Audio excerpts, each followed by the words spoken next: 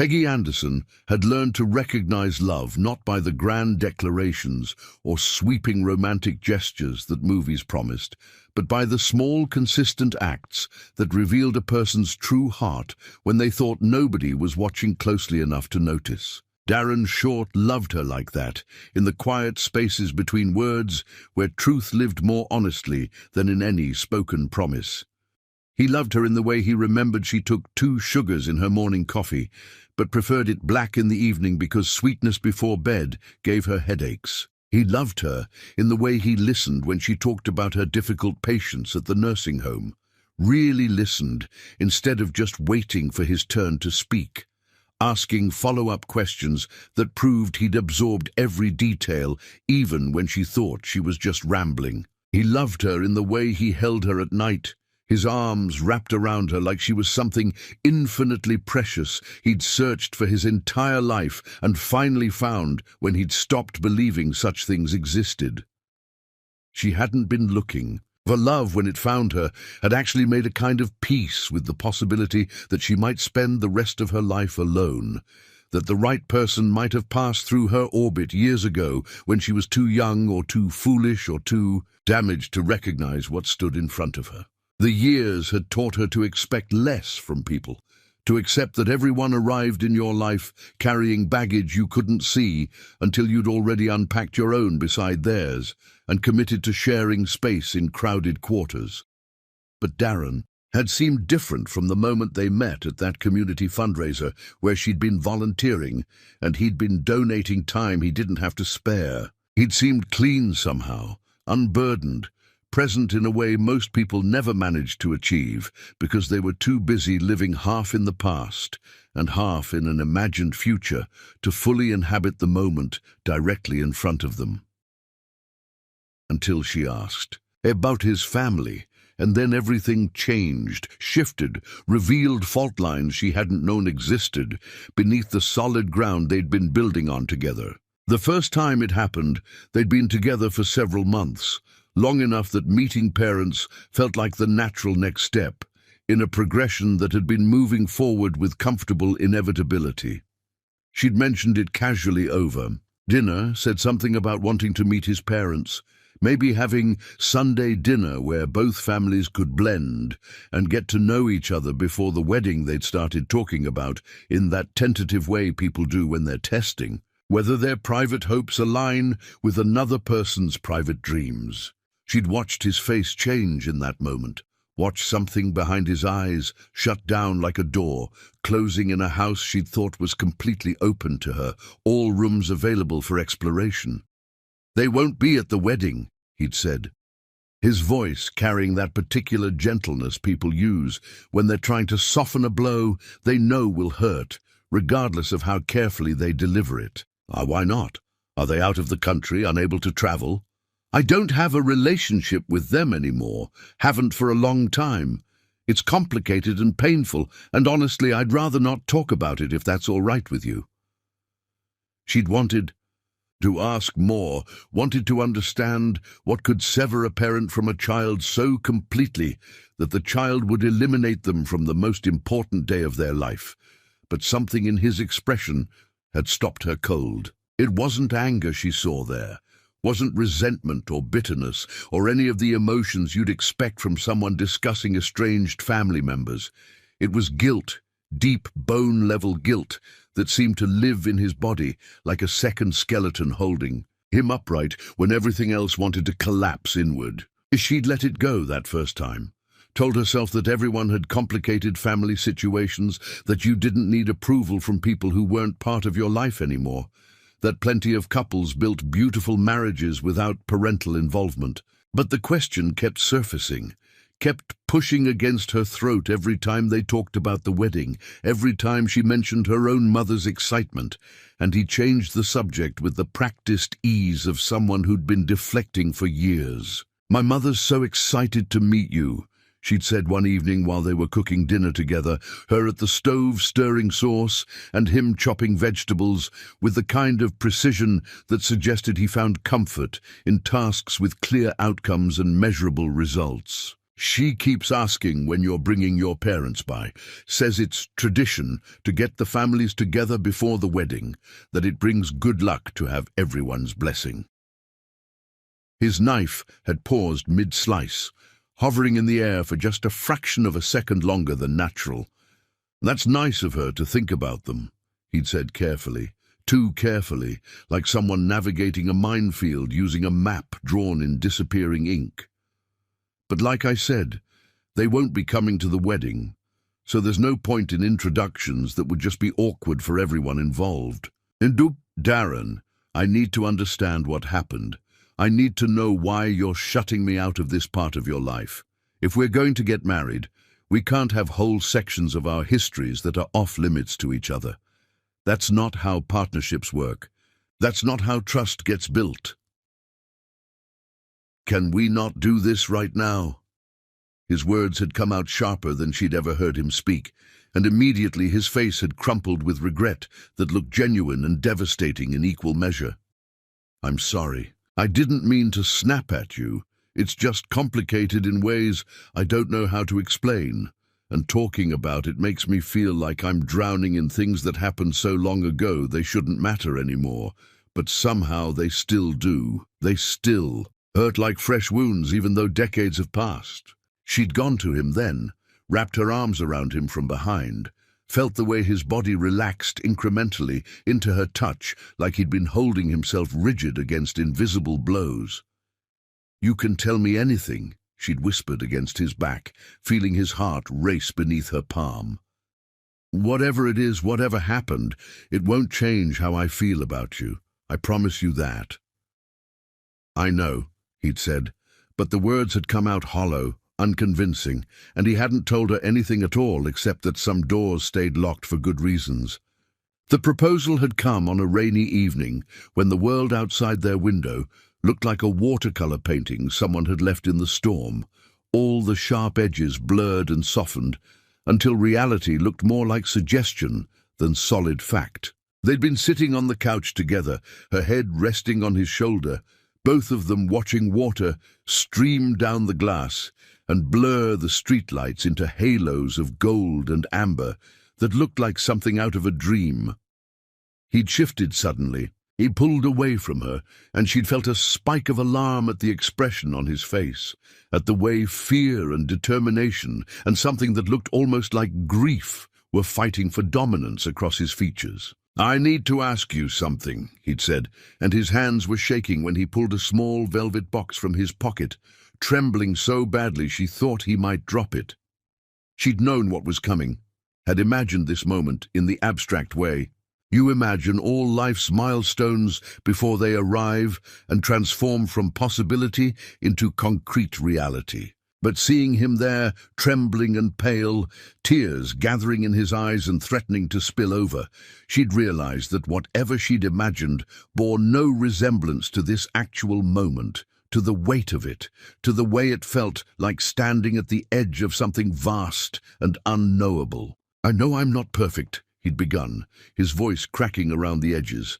"I know I have parts of my past I haven't shared with you, pieces of my history that I keep locked away because I don't know how to open those doors without everything I've carefully built collapsing around me. But Peggy, you're the only thing in my life that feels real. The only thing that doesn't hurt to hold on to, the only person I've ever met who makes me think maybe I deserve something good despite all the ways I've failed in the past. I love you, in ways I didn't know I was capable of loving anyone, ways that scare me because I've never let myself be this vulnerable, this exposed. And if you'll have me, if you'll take me with all my broken pieces and all the parts I can't explain, I promise I'll spend every day for the rest of my life trying to be worthy of the gift you're giving me by saying yes." He'd opened the box to reveal a simple gold band, elegant in its understated beauty, the kind of ring that looked like it carried history and meaning beyond its monetary value. "This was my grandmother's ring," he'd said, his voice barely above a whisper now. "It's the only thing I have from my family that doesn't come with painful memories attached to it, like anchors trying to drag me under. She loved with her whole heart never held anything back, and I'd like to think that some of that capacity for wholehearted love got passed down to me, even though I've spent most of my life too afraid to test whether that's true. Will you marry me? She should have asked more questions right then, should have pressed him about those broken pieces and painful memories and all the parts of himself he kept locked away where she couldn't reach them. But love makes cowards, of us all, makes us believe that wanting something badly enough can transform it into something safe, can override all the warning signs our rational minds try to make us acknowledge. Yes, she'd said, watching relief and joy and that same inexplicable guilt chase each other across his face like clouds racing across a stormy sky. Yes, I'll marry you. He'd slipped the ring onto her finger with hands that wouldn't stop shaking, and when he'd kissed her, it had tasted like salt from tears. She wasn't sure were his or hers, or some mingling of both their grief and joy, combining into something neither could parse individually. They'd celebrated with champagne and phone calls to friends who screamed their congratulations through the line. And later they'd fallen into bed together with the desperate intensity of people who've just made an irrevocable choice and need to seal it with their bodies before their minds can intervene with second thoughts and rational objections. But much later that night, after the champagne buzz had faded and the adrenaline of life-changing decisions had drained away, leaving only exhaustion behind, she'd woken to find him sitting on the edge of the mattress with his head in his hands, his whole body curved inward like he was trying to make himself smaller, less visible to whatever ghosts were haunting him in the darkness. "Darren," she'd said softly, reaching for him across the sheets, still warm from where his body had been. He'd startled like she'd caught him doing something forbidden, something shameful he'd never wanted her to witness. "Go back to sleep. I'm fine. Just needed some water." But he wasn't fine, and they both knew it. She could see it in the curve of his spine, in the way his shoulders rolled forward like he was trying to protect his chest from blows he knew were coming. "Come back to bed," she'd said, patting the space beside her. "Whatever you're thinking about, it can wait until morning." He'd lain down beside her, let her pull him close, but she'd felt the tension in every muscle, felt the way he held himself separate even while pressed against her, like part of him was already leaving even though his body remained. "I love you," he'd whispered into the darkness, his breath warm against her neck. "I love you more than I've ever loved anything." "I love you too," she'd answered, meaning it with every cell in her body.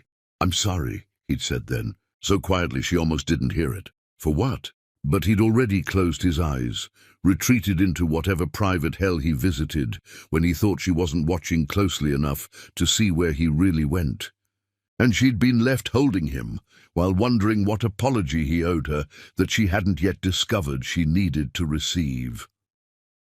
The wedding planning had started with joy that slowly, inexorably, curdled into confusion and then concern and finally fear. Every time she brought up guest lists, he'd redirect the conversation. Every time she mentioned his family, even in passing, his face would take on that expression she'd come to dread, that mixture of pain and shame that suggested he was drowning in something she couldn't see and didn't know how to help him escape. Her mother had noticed the strangeness too, had commented on it with increasing frequency and concern. "He seems like a good man," Lorraine had said one afternoon, too carefully, like someone handling explosives that might detonate with rough treatment. "But there's something he's not telling you, baby, something big. I can see it in his eyes when he thinks nobody's watching him. Everyone has secrets, Mama. Everyone has parts of their past they're not proud of.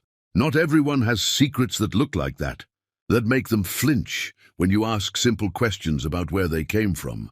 Peggy had wanted to defend him, wanted to insist that whatever he was hiding didn't matter, because love was supposed to overcome everything, supposed to be strong enough to bridge any gap. But deep down, in that place where truth lives, regardless of how deeply you bury it or how many lies you pile on top to keep it contained, she'd known her mother was right. Something was coming, something that would change everything, and she could feel it approaching, like a storm building on the horizon.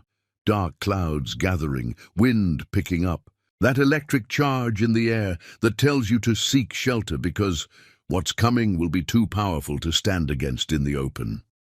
She just hadn't known that when it finally arrived, when the storm finally broke and the truth came pouring out like rain that wouldn't stop. It would tear apart, not just her relationship with Darren, but the very foundation of everything she thought she knew about her own family, her own history, her own place in a story that had started long before she was born. Chapter 2, The Mother Who Saw Ghosts. Lorraine Anderson had always been the kind of woman who spoke her mind without hesitation or apology, who filled rooms with her opinions and her laughter and her absolute certainty about how the world worked and how people should treat each other. She'd raised Peggy alone after Peggy's father had walked out, when Peggy was barely old enough to form memories of him, and she'd done it with a fierce determination that bordered on defiance, as if single motherhood was a challenge she'd decided to master just to prove all the doubters wrong.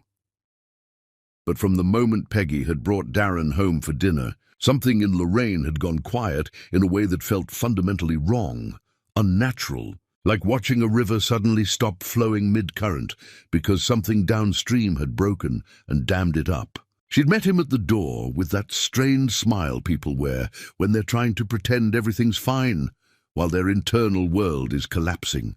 And throughout that entire first meal she'd barely spoken except to offer more food or ask the kind of generic questions people use to fill awkward silences they don't know how to navigate, Peggy had noticed immediately. Because her mother had never been quiet, had never been one to let uncomfortable moments stretch out when she could fill them with chatter or questions or observations about everything and nothing. But that night, she'd just sat there pushing food around her plate, her eyes fixed on Darren with an intensity that bordered on obsession, studying him like he was a puzzle she was trying to solve with increasingly desperate concentration.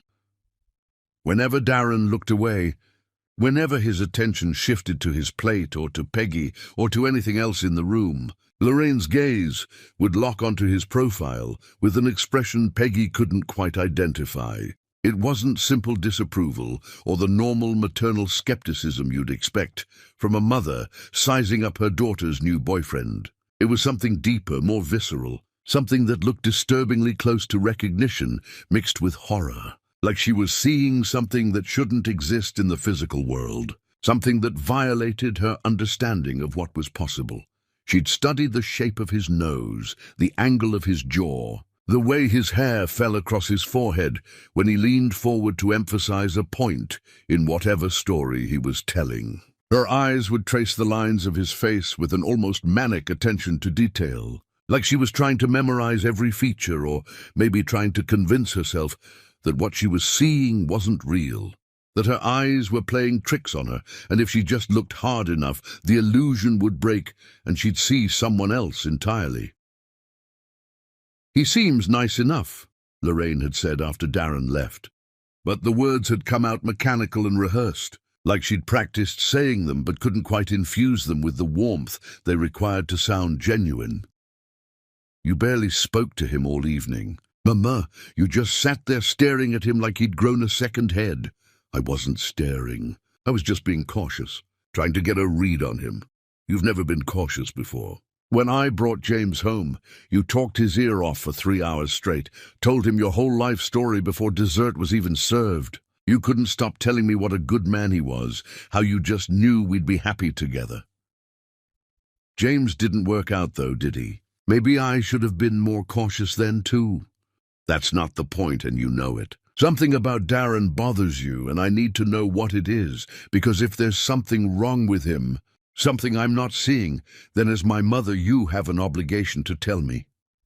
Lorraine had turned away then, busying herself with dishes that didn't need washing, her hands moving in agitated circles over plates she'd already cleaned twice. "There's nothing wrong with him specifically," she'd said, but her voice had trembled on the word specifically, had given away more than she intended. "I just think you're rushing into things. You haven't known each other very long. Maybe you should take more time, really get to know each other before you start making long-term plans." "We've been together long enough for me to know I love him," Long enough to know he treats me better than any man ever has. What more do I need to know? Lorraine had spun around then, her face twisted with something Peggy couldn't name. Something that looked like fear and anguish and a kind of desperate pleading all tangled together. You need to know where he comes from, who his people are, what kind of family produced him. You need to know his history because sometimes the past doesn't stay buried. Sometimes it comes back and destroys everything you've built when you thought you were finally safe. The intensity of the outburst had left Peggy momentarily speechless, standing in her mother's kitchen, feeling like she'd stumbled into someone else's conversation, someone else's crisis that had nothing to do with her simple desire to have her mother approve of the man she loved. "What aren't you telling me?" Peggy had asked quietly, searching her mother's face for clues to this puzzle she hadn't known she needed to solve. "Nothing. I'm telling you nothing, because there's nothing to tell except that I'm a worried mother who wants to make sure her daughter doesn't make mistakes she can't undo." But there was something. Peggy had seen it written across her mother's face in letters too large to ignore. Something that explained the trembling hands and the staring and the barely concealed panic that seemed to grip Lorraine whenever Darren's name came up in conversation. The engagement had made everything exponentially worse, had transformed her mother's vague unease into something that looked dangerously close to breakdown. When Peggy had shown up at her mother's house wearing Darren's grandmother's ring, practically glowing with happiness and excitement about planning the wedding and starting this new chapter of her life, Lorraine had gone so pale, Peggy had thought she might actually faint right there in the doorway. "Mama, what's wrong? Are you sick? Should I call someone?" Lorraine had gripped the doorframe with white-knuckled hands, her whole body swaying slightly, like a tree in strong wind. "When?" she'd managed to choke out. "When did he propose?" "Last night." "Isn't it beautiful? It was his grandmother's. He said she was the only person in his family who knew how to love without conditions." "His grandmother's," Lorraine had repeated, and the way she said it made it sound like a curse instead of a sweet romantic detail. "Did he tell you about his family? About where he comes from?" "He doesn't like to talk about them. Said they wouldn't be at the wedding." "But Mama, that doesn't matter because we're building our own family now, creating something new that doesn't depend on the past."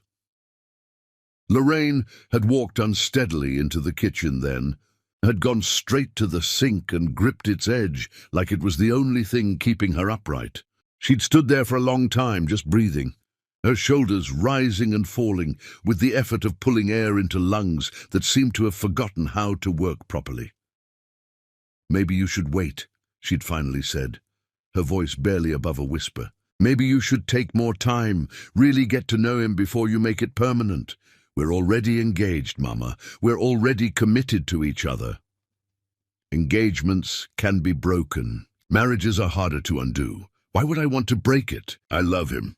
He loves me. What's wrong with that? Lorraine had turned then, and the look on her face had stopped Peggy's heart for a beat. It was the face of someone watching a train wreck in slow motion, seeing the disaster unfolding, but powerless to stop it. "Sometimes love isn't enough, baby. Sometimes love just makes the inevitable hurt worse when everything falls apart. Why are you being like this? Why can't you just be happy for me?" "I want to be happy for you. God knows I want that more than I want my next breath. But every time I look at him, I see—" She'd cut herself off abruptly, pressed her lips together so hard they'd gone white, like she was physically holding words inside that wanted desperately to escape. "See what, Mama? What do you see when you look at him?" "Nothing. Forget I said anything. I'm just being an overprotective mother having trouble accepting that her baby girl is all grown up and leaving." But it wasn't that, and they both knew it. This was something else entirely, something bigger and more terrifying than normal maternal concern. Over the following weeks, Lorraine's behavior had gotten increasingly strange, increasingly difficult to explain away as simple wedding jitters or empty nest anxiety. She started finding excuses not to be around when Darren visited, would suddenly remember errands she urgently needed to run, or friends who desperately needed her company right at that exact moment. The woman who'd spent Peggy's entire childhood being over-involved in every aspect of her daughter's existence, who'd shown up uninvited to school events and volunteered for every committee and inserted herself into every decision, was now actively avoiding the most important relationship in Peggy's life. The worst moment had come when Peggy brought over wedding magazines and venue photos, excited to share the planning process with her mother the way she'd always imagined she would when this day finally came. They'd been sitting at Lorraine's kitchen table, Peggy chattering about flower arrangements and color schemes and all the tiny details that seemed monumentally important when you were building toward the biggest day of your life. When she'd pulled out a photo of Darren standing in front of a small chapel they were considering for the ceremony. Lorraine had picked up the photo with shaking hands, had stared at it for what felt like an eternity, and Peggy had watched all the color drain from her mother's face until she looked carved from wax, bloodless and corpse-like in the afternoon sunlight streaming through the kitchen window. "Mama, what's wrong?" No response. Her mother just kept staring at that photograph, her eyes fixed on Darren's face with an expression that cycled rapidly through shock and recognition and grief and something that looked disturbingly like guilt. "Mama, you're scaring me!" "Talk to me." Lorraine had stood abruptly then, knocking her chair backward with a crash that made Peggy jump. "I need some air," she'd said, her voice coming out strangled. "It's pouring rain outside. I don't care. I can't breathe in here."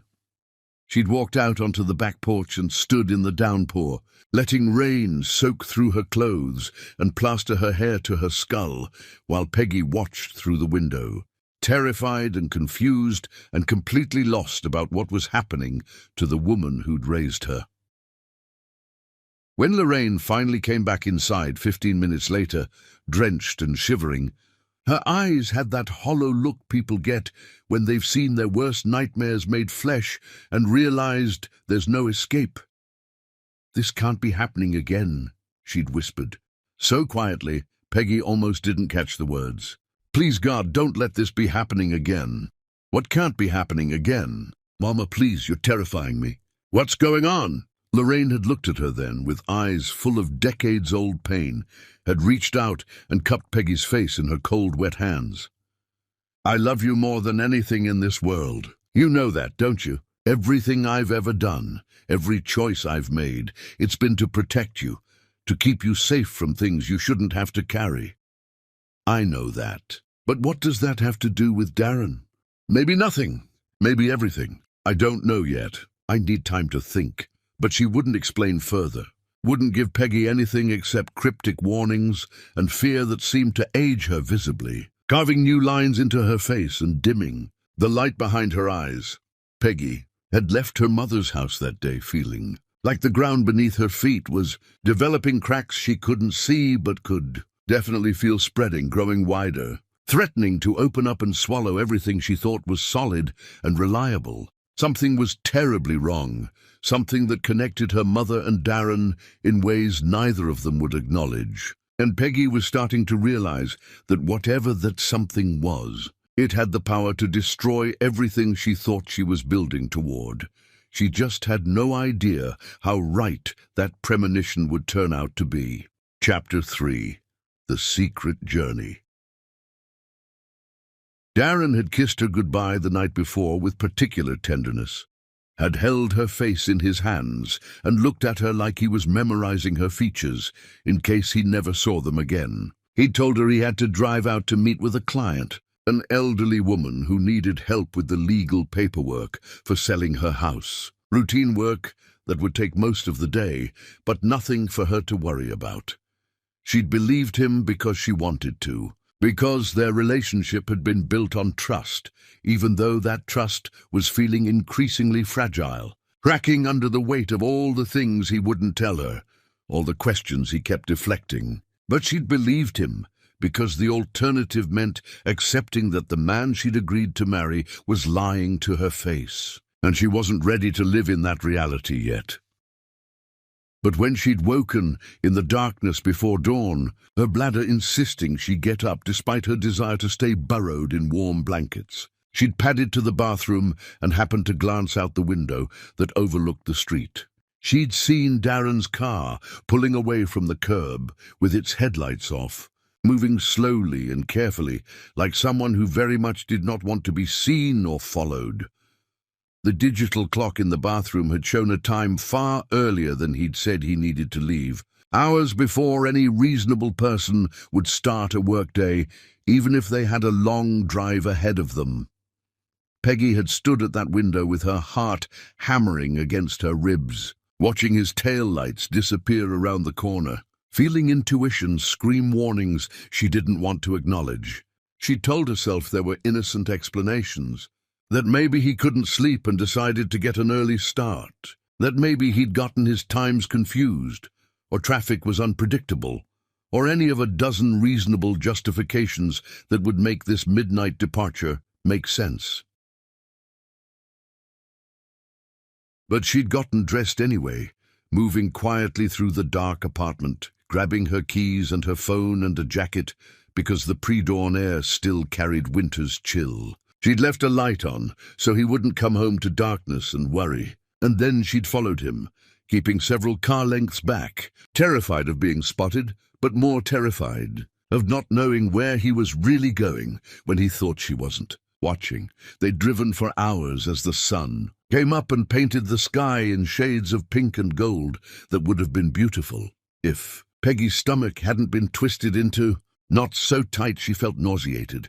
They left the city behind, passed through suburbs that gradually gave way to rural landscapes that looked forgotten by time and progress, places where the modern world had swept through decades ago and then moved on without looking back. The towns they passed had the worn, defeated look of places that had once mattered but no longer did, that had lost whatever industry or importance had sustained them and now just existed in a kind of limbo, too stubborn to die but too depleted to really live. Empty storefronts with faded signs advertising businesses long closed. Buildings with peeling paint and sagging roofs that nobody had the money or motivation to repair.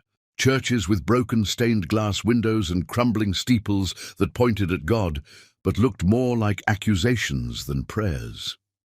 Darren had finally turned off the highway into a neighborhood that must have been nice once, back when this town had a reason to exist and people had money to maintain their properties. The houses were small but built with pride, the kind of solid construction that was meant to last generations. Most of the yards were neat even if the grass grew a bit long, evidence of people clinging to dignity in circumstances that made dignity feel like luxury they could barely afford. He'd pulled up in front of a brick house with white shutters and a porch swing that swayed gently in the morning breeze, and then he'd just sat there in his car, engine off, completely still. Peggy had parked a block away, watching through her windshield, and close enough to see, but hopefully far enough away that he wouldn't notice her if he happened to check his mirrors. She'd watched him sit motionless for what felt like an eternity, watched his shoulders start to shake, watched him bow forward until his forehead rested on the steering wheel. He was crying. Even from a distance, she could tell from the way his whole body convulsed, from the way his hands gripped the wheel like it was the only thing keeping him from flying apart completely. She'd never seen him cry, not once in all their time together. Not when his best friend from college died in a car accident. Not at sad movies that made her sob into tissues. Not even when they'd fought and said things they both regretted. Harsh words spoken in anger that had needed forgiveness afterward. But here, in front of this house, he was breaking apart in a way that suggested whatever he was about to face was more than he could bear while maintaining his careful control. The front door had opened, and an elderly white woman had stepped onto the porch, moving carefully like her joints hurt, like age had made every motion something that required thought and effort. Her hair was pure silver, pulled back in a neat bun that spoke of routines maintained, regardless of how little else in life might be going right. She wore a cardigan despite the morning warmth, the kind of sweater that's more about comfort than temperature. Her face was lined with the deep wrinkles that spoke of decades spent making hard expressions, experiencing difficult emotions that had carved themselves into her skin like water carving canyons through stone. She'd frozen when she saw Darren's car, had brought both hands up to cover her mouth, like she was trying to hold in a scream or maybe prevent words from escaping that she didn't trust herself to say. Darren had gotten out of the car slowly, every movement deliberate, like his body was fighting against the forward momentum of his intentions. He'd walked toward the porch with his head down, his shoulders curved inward, looking more like a child approaching punishment than a grown man visiting of his own volition. When he reached the bottom of the porch steps, the woman had descended to meet him, moving faster now despite her age. And in the morning quiet, Peggy had heard her voice carry across the distance, clear and devastating in its simple declaration, "You shouldn't have come back here, my son. My son."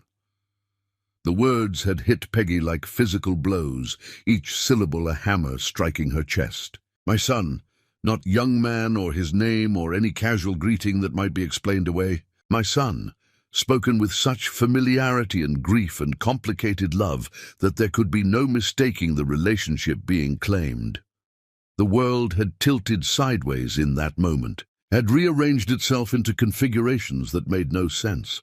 He'd told her his mother was dead, had said it with such conviction, such finality, that she'd never thought to question it, had attended no funeral, but had assumed that meant it had happened before they met, that it was old grief he'd already processed. And here was this woman calling him son, pulling him into an embrace so fierce it looked like she was trying to physically hold him together, like she thought he might shatter into pieces if she didn't squeeze hard enough. They'd stood like that for a long time, holding each other while both of them shook with sobs Peggy could see, even if she couldn't hear them from her distant vantage point. The woman had pulled back finally, had cupped Darren's face in her hands the way mothers do, had said something Peggy couldn't hear that made him nod and wipe his eyes and follow her into the house. The door had closed behind them, cutting off Peggy's view, leaving her alone in her car with more questions than she'd started with and a growing certainty that everything she thought she knew about Darren was built on lies he'd told so convincingly. She'd never thought to doubt them. She'd sat there for over an hour, engine off, hands gripping the steering wheel, until her fingers went numb and started to cramp. She'd waited for understanding to arrive, for some explanation to present itself that would make this make sense. But understanding didn't come. Just questions multiplying in her head, each one spawning 10 more until she felt like she might drown in all the things she didn't know. Why had he lied about his mother being dead? What had separated them so badly that he'd found it easier to pretend she didn't exist than to explain their relationship? Why had he come here now in secret, sneaking away before dawn like a criminal? And the question that terrified her most, what else had he lied about? What other foundational facts about his life and his history were actually fiction he'd constructed to keep her at a distance from truths he didn't want to share? She'd finally decided she needed to leave, couldn't sit there any longer without going insane from the not knowing. She couldn't confront him here, couldn't storm into that house demanding answers when she didn't even know what questions to ask. She needed to understand first, needed to gather more information, needed to figure out how to approach this without destroying everything they'd built together. The drive home had been a blur, her mind too full of confused thoughts to properly register the landscape passing by her windows. She'd barely made it back to the apartment before her hands had started shaking so badly she couldn't hold her keys steady enough to fit them in the lock. She'd sat in the parking lot, having something that felt like a panic attack, her breathing coming in short gasps, her vision narrowing to a tunnel that made the world look distant and unreal. The man she'd agreed to marry was a stranger, had been a stranger all along, just one skilled enough at deception that she'd convinced herself she knew him, that she understood him, that she could build a life with him based on the carefully curated version of himself he'd chosen to show her. But she didn't know him at all, didn't know where he really came from, or who his people were, or what tragedies had shaped him into someone who could lie with such conviction about something as fundamental as whether his mother was alive. And now she had to figure out how to get those answers, had to understand what he was hiding before she walked down an aisle toward a future built on foundations that were apparently made of nothing but carefully constructed lies. When Darren had come home that evening, hours after he'd said he would, his eyes were still swollen from crying, his voice rough like he'd been screaming or sobbing or both. "How was your client meeting?" she'd asked, hating herself for the question but needing to see if he would compound the lie, if he would keep building this false reality he'd constructed around their relationship. Fine, just took longer than expected. You know how it is with elderly people. They want to talk about things that have nothing to do with why you're there. Hard to keep them focused. He'd kissed her forehead, had headed for the shower, had left her standing in the living room, feeling like the floor was disintegrating beneath her feet. Like any moment now, she would fall through into darkness that had been there all along, hidden just below the surface she'd thought was solid ground. That night, she'd lain awake beside him, listening to him breathe, studying his profile in the darkness, wondering who he really was and whether she'd ever actually known him at all. Chapter 4. The photograph that changed everything. Peggy couldn't stop thinking about the woman's face. Couldn't shake the feeling that she'd seen those features before, even though she'd never met Darren's mother, had never even known she existed until she'd watched that devastating reunion in front of the brick house with white shutters. There was something about the shape of the woman's eyes, about the way grief had carved itself into her features, about the particular angle of her jaw that felt familiar in a way Peggy couldn't explain, like recognizing someone from a dream you could barely remember, where you knew you'd seen them before, but couldn't say when or where or in what context.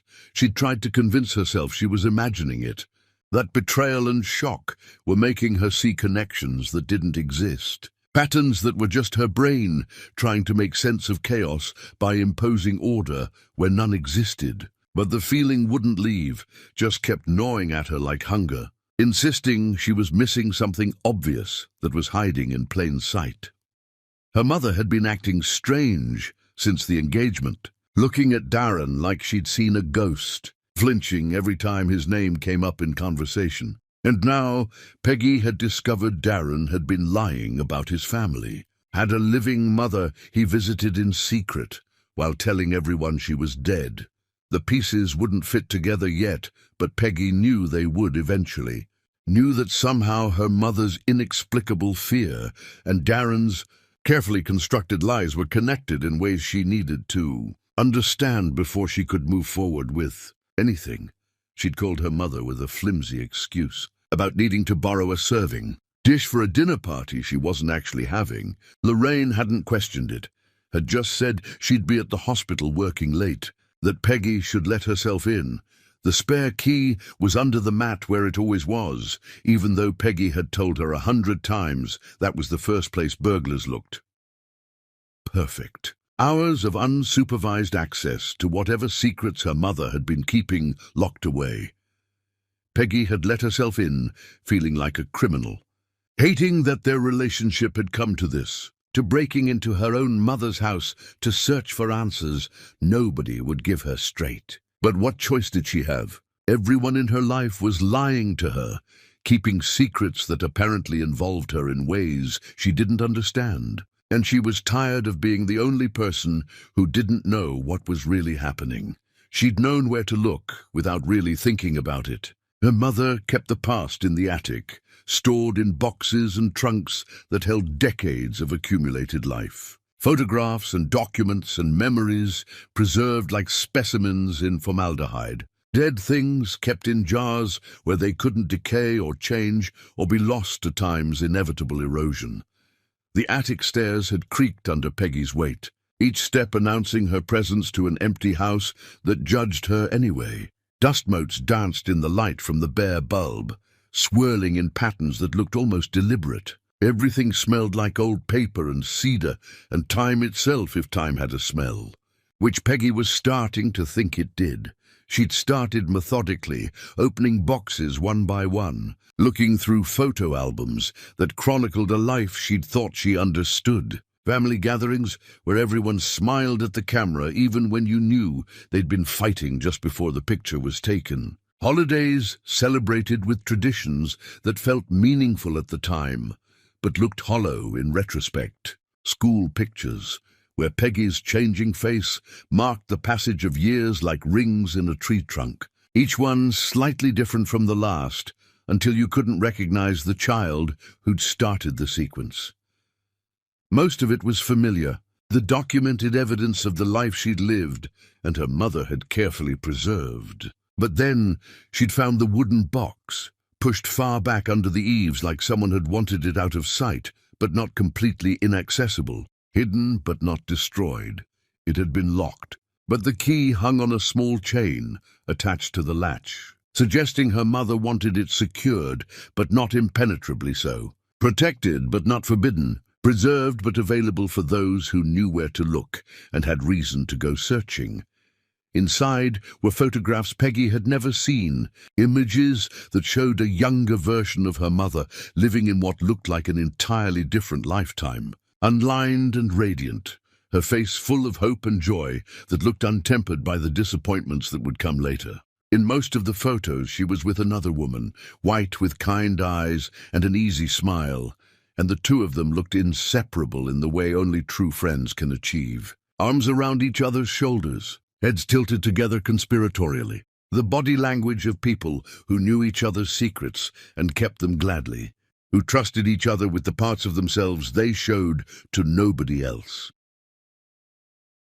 Peggy had gone through the photos one by one, studying the evolution of the friendship documented in casual snapshots and formal portraits. The two women at what looked like a barbecue, both of them laughing at something off-camera. The two women sitting on front porch steps, coffee mugs in hand, faces turned toward each other in conversation. The two women at what might have been a baby shower, surrounded by presents wrapped in pastel paper and tied with elaborate bows.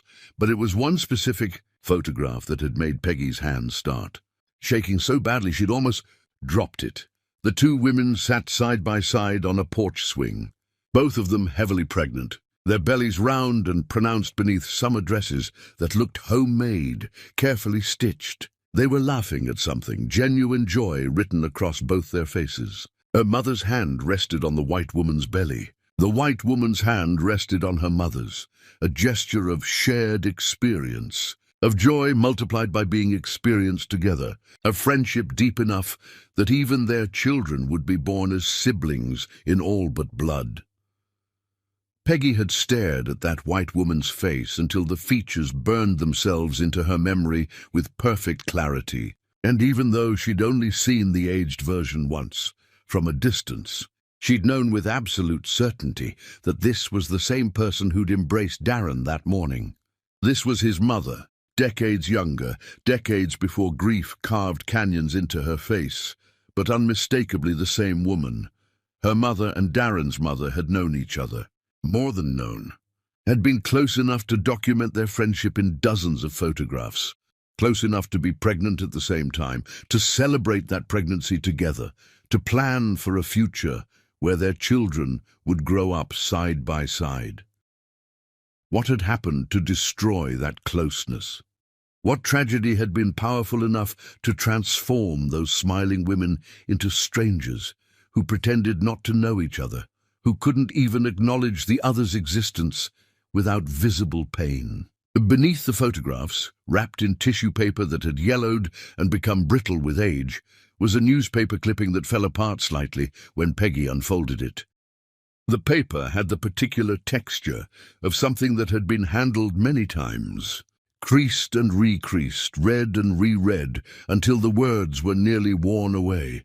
The headline, in the bold typeface newspapers used for tragedy, read, Tragic fire claims life of young mother. Child missing.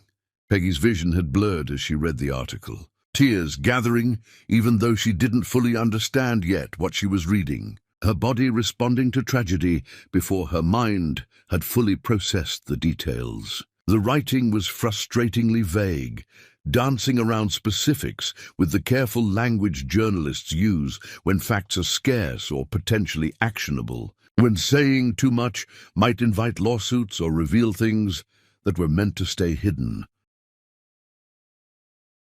It mentioned two families who'd lived as neighbors in a tight-knit community. Two mothers who'd been raising their children together, who'd been known locally for their friendship that crossed racial lines in a time and place where such friendships required courage. A fire that had started in the middle of the night, cause undetermined. One woman found dead, though the article didn't specify how she died or even which woman it had been. One child lost in the flames, body never recovered in the aftermath, despite extensive searching through the ruins. The other woman and child had disappeared the same night. The article said their whereabouts unknown, though it was assumed they'd left the area to escape the trauma of what had happened. No names were mentioned, just vague references to the families and the community and local residents who were all devastated by the tragedy. But at the bottom of the article, in the section that listed where this had happened, Peggy had found the name of the town, and recognition had struck her like lightning, had illuminated connections she'd been too blind to see. It was the same town where Darren's mother lived, the same place Peggy had followed him to that morning, the same forgotten corner of the world where time seemed to have stopped decades ago. Peggy had sat back on her heels, newspaper clutched in trembling hands, trying to make sense of what she was learning. Her mother and Darren's mother had been best friends, close enough to document their bond in photograph after photograph. They'd been pregnant at the same time, had planned to raise their children together. And then something terrible had happened. A fire that killed one woman and one child, and in the aftermath, the friendship had been destroyed so completely that neither woman could acknowledge it had ever existed. Why hadn't her mother ever mentioned this? Why had she hidden these photographs like evidence of crimes, tucked them away in a locked box under the eaves where nobody would stumble across them accidentally? Why had she reacted with such visceral horror when Peggy brought Darren home, unless she'd recognized something in his face? Seen the ghost of her lost friend reflected in features that proved he was that woman's son. Peggy had needed answers with an urgency that felt physical, that made her chest tight and her breathing shallow. She'd carefully returned everything to the box except the newspaper clipping and the photograph of the two pregnant women. Those she'd put in her purse, evidence she could show Darren. Proof that she knew he'd been lying, that she'd discovered the connection neither of them had revealed. She'd climbed down from the attic, locked the house behind her, driven home in a daze that made the world look distant and unreal, like she was watching everything through thick glass that muffled sound and distorted vision.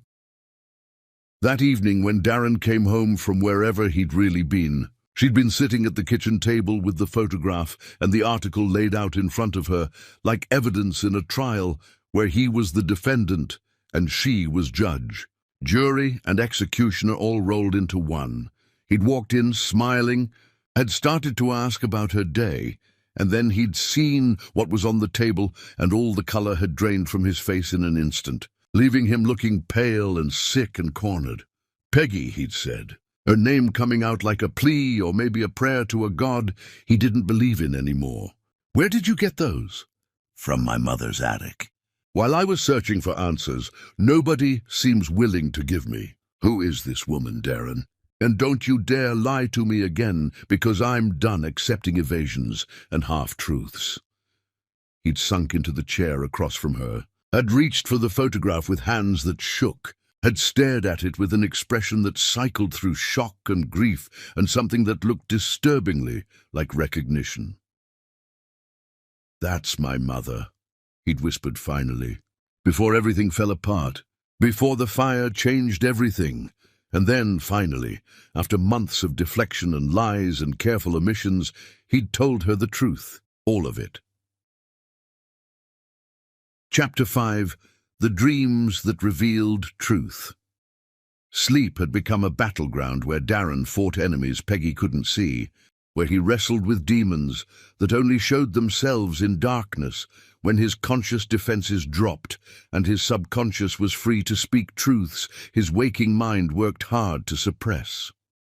She'd always known he had restless nights, had watched him toss and turn, had felt the bed shake when his body jerked with dreams he never remembered, or at least claimed not to remember when morning light made honesty feel optional again. But since she'd discovered his lies, since she'd confronted him with the photograph and the newspaper article, his nights had gotten dramatically worse. Like the act of confession had opened floodgates he'd been holding shut through sheer force of will.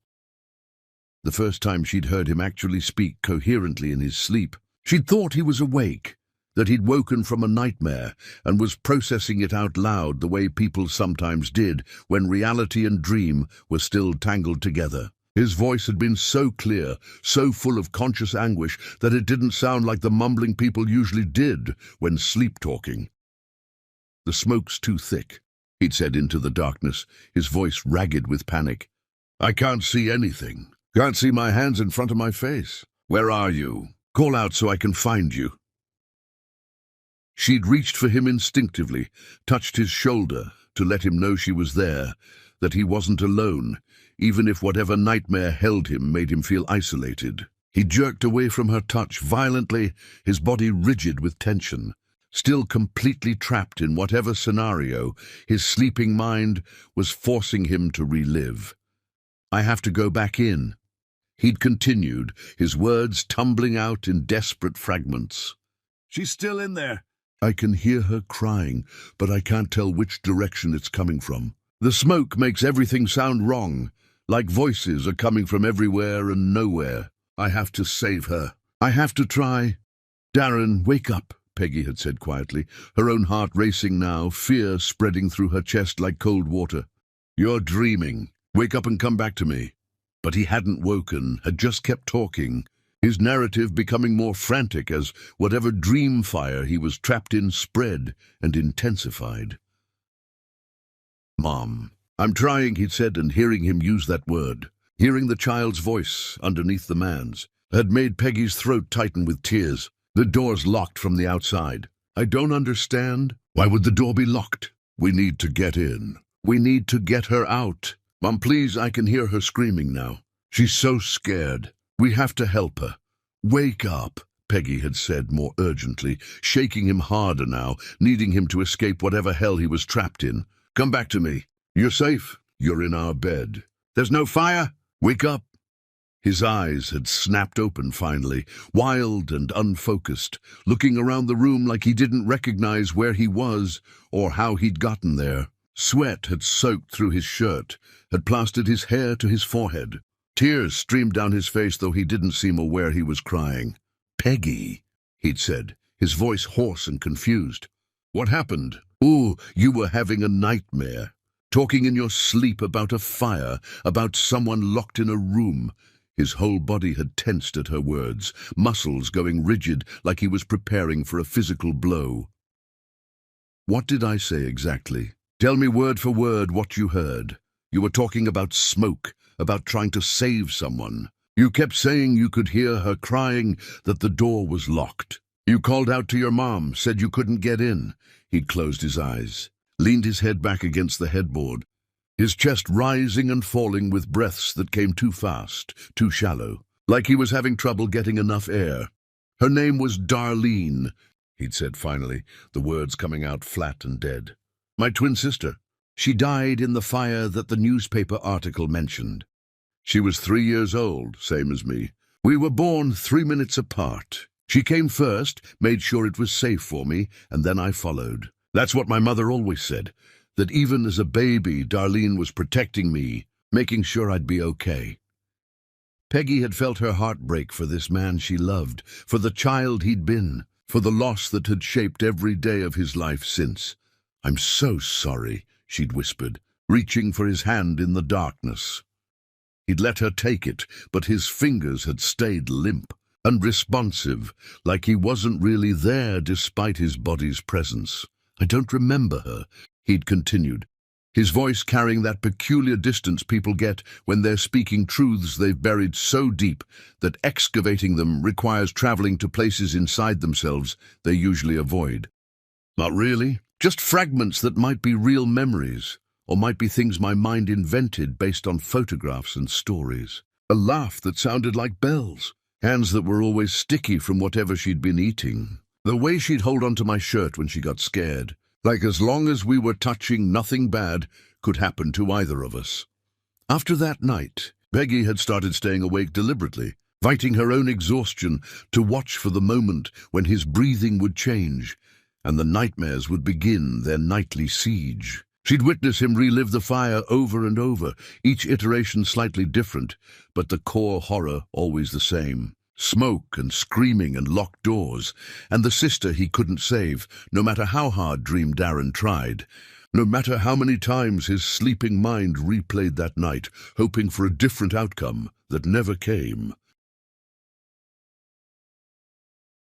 Sometimes he would whisper about seeing his father that night, about how his dad had been standing in the yard, just watching the house burn. Not helping, not calling for emergency services, just standing there with the strangest expression on his face, while his daughter died inside, and his wife screamed herself hoarse, trying to break down doors that wouldn't open.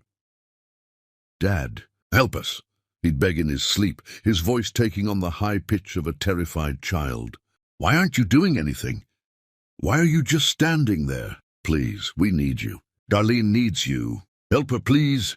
The nightmares always ended the same way, with him jerking awake, gasping for air like he was the one who'd been trapped in smoke, his hands reaching out in the darkness trying to grab hold of a sister who'd been gone for decades, who existed now only in the damaged parts of his psyche that couldn't accept her permanent absence. Peggy would hold him afterward, would murmur meaningless, comforting words while he shook and cried and slowly, painfully, returned to the present where he was safe, even if his twin wasn't. Where he was alive, even if she'd been dead longer than she'd been breathing. One particularly bad night, maybe a week after he'd finally told her about Darlene. After he'd explained how his mother had saved him but couldn't reach his sister. How the fire had taken her and left only ash and grief behind. He'd thrashed so violently Peggy had been genuinely worried he'd injure himself. "I can see her through the window," he'd said, his voice rising toward hysteria. "She's right there. She's looking at me. She's calling my name. Why can't I break the glass? Why won't it break no matter how hard I hit it? Darlene, I'm trying. Please don't stop looking at me. Please don't give up." His fists had pounded against the mattress like he was striking glass that wouldn't shatter. Blow after blow that would leave bruises tomorrow. The fire's spreading faster now. It's everywhere. The whole room is full of flames. I can't see her anymore. "Darlene, Darlene, answer me. Please, you have to answer me." His scream had woken not just himself, but probably half the building. A sound of such pure anguish, it barely sounded human. He'd come awake sobbing, his face buried in his hands, his whole body convulsing with grief that was somehow still fresh despite decades of distance. "She called my name," he'd gasped out between sobs. In the dream, I mean. Maybe in real life too, I don't know. My memories from that night are so fragmented, so tangled up with what people told me later, and what I've imagined to fill in the gaps. But I have this feeling, this certainty, that won't leave me alone. That she called for me and I couldn't reach her. That the last thing she felt was abandoned by the person who was supposed to be her other half. "You were 3 years old," Peggy had reminded him gently, holding him as tightly as she could. "You couldn't have saved her. That was your parents' job, not yours. You were a baby yourself." "I know that logically," he'd said, his voice muffled against her shoulder. "But it doesn't matter what I know. The guilt doesn't care about logic. It just sits there in my chest like a stone I swallowed that never breaks down, never gets digested, just stays heavy and sharp forever." The worst revelation had come gradually over multiple nightmares. Piecing together fragments, he mumbled in his sleep until the full picture emerged in devastating clarity. His father, the man who should have been saving his family, had been standing in the yard watching the house burn. Darren's sleeping mind kept returning to that image, kept trying to understand why his father wasn't helping, why he seemed almost calm while his wife screamed and his daughter died. "Why aren't you doing anything?" Darren would ask his absent father over and over. "Why are you just watching? Do something, save her! What's wrong with you?" And slowly, through the accumulation of nightmare fragments, Peggy began to understand that maybe Darren's father hadn't just failed to save Darlene. Maybe he'd been the reason she couldn't be saved. Maybe those locked doors his sleeping mind kept circling back to hadn't been locked by accident. Maybe someone had locked them deliberately while the house burned and a child screamed for help that never came. Chapter 6. The Confrontation Without Answers. Peggy showed up at her mother's house on Sunday afternoon with the photograph and newspaper article gripped in her hand. She didn't call ahead, didn't give Lorraine warning or time to prepare excuses. She just walked through the front door and found her mother standing in the kitchen, frozen at the sink, like she'd been expecting this moment for weeks. "We need to talk," Peggy said, dropping the evidence on the kitchen table with enough force to make the wood creak. "Right now, no more deflecting, no more cryptic warnings, no more protecting me from information you think I can't handle.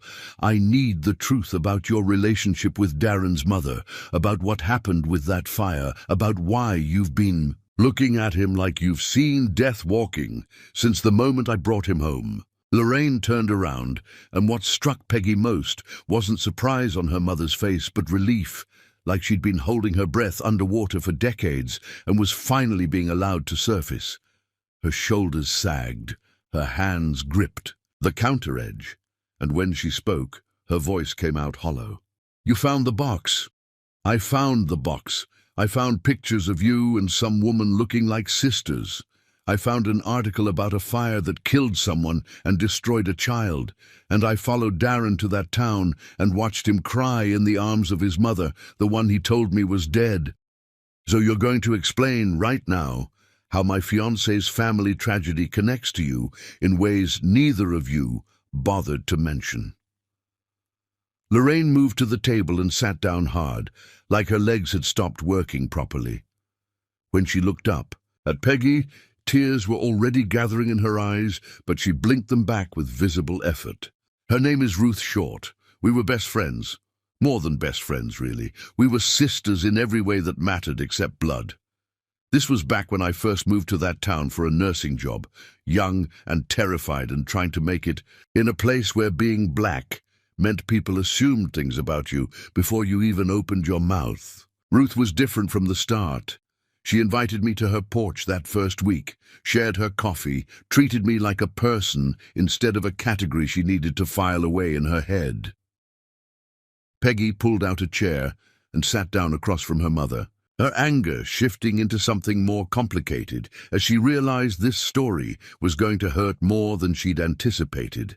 "We became inseparable," Lorraine continued, her voice taking on the distant quality of someone traveling backward through time. "Spent every day together. She was dealing with a husband who was charming in public but cruel behind closed doors, who wanted a wife who'd stay small and grateful for whatever attention he threw her way. I was dealing with racism that was sometimes subtle and sometimes blatant, but always there, always making me prove I belonged. We understood each other in ways nobody else could." She picked up the photograph of the two pregnant women, traced her younger self's face with a finger that trembled. "We got pregnant around the same time. She was having twins, a boy and a girl. I was having you. We spent that whole pregnancy together, planning how our children would grow up as siblings, how we'd create this beautiful mixed family that proved love was stronger than all the prejudice trying to tear the world apart. We painted each other's nurseries. We made plans for birthdays and holidays and first days of school. We were building something beautiful." "What happened?" Peggy's throat felt tight, her voice coming out rougher than she intended. Lorraine, set the photograph down carefully, like it might shatter under too much pressure. The twins were born first. Darren and Darlene, perfect identical babies, except for this tiny birthmark on Darlene's cheek that made it easy to tell them apart. Then you arrived a week later. For a while, everything was perfect. Everything we'd dreamed about was real. 3 babies growing up together, 2 mothers who were sisters, a family we'd built that said the world could be better than the hate trying to define it. She stopped talking, her jaw working like she was physically chewing on words that tasted bitter. Ruth's husband, Kenneth, had always been difficult, controlling. But after the twins were born, he got worse, started disappearing for days at a time, coming home smelling like perfume that wasn't Ruth's, making excuses that fell apart if you looked at them too closely. Ruth knew he was having an affair, but she had 2 infants and no money of her own and no real way to leave, so she stayed and pretended not to notice when he'd vanish for entire weekends. Lorraine stood up abruptly, walked to the window, her back to Peggy. "The fire wasn't an accident," she said, the words coming out flat and dead. "Kenneth set it. He wanted to erase his entire family so he could start fresh with the woman he'd been seeing. Thought if it looked like an accident he'd get insurance, money and sympathy, and nobody would ever know what he'd really done." The statement hit Peggy like a physical blow, stealing her breath. "But Ruth and Darren survived. How do you know he set it?" "Because I found proof." Lorraine's voice dropped to barely above a whisper. 2 weeks after the fire, a neighbor came to me. Said he had a security camera, primitive thing by today's standards, but good enough. He'd captured footage of Kenneth at 3 in the morning, the night of the fire, pouring gasoline around the foundation of his own house, just methodically preparing to murder his family while they slept upstairs, trusting he'd keep them safe. "Did you go to the police? Show them the evidence?" Lorraine shook her head, still facing the window. "Kenneth died in a drunk driving accident 2 years after the fire. Single vehicle collision, drove straight into a concrete barrier doing 80 miles an hour. By the time I saw that security footage, he was already dead, already beyond any justice we could serve. And Ruth was so completely destroyed by losing Darlene, so broken by grief that she could barely function, and I made a choice." She turned around then, faced Peggy directly. "I decided not to tell her the truth, decided it would be kinder to let her believe the fire was a tragic accident, that she could remember Kenneth as a flawed man who'd made mistakes, but not as a monster who'd looked at his sleeping children and decided they needed to die. I thought I was protecting her from knowledge that would destroy what was left of her after grief had already taken so much." "That wasn't your choice to make." Peggy's voice rose despite her intention to stay calm.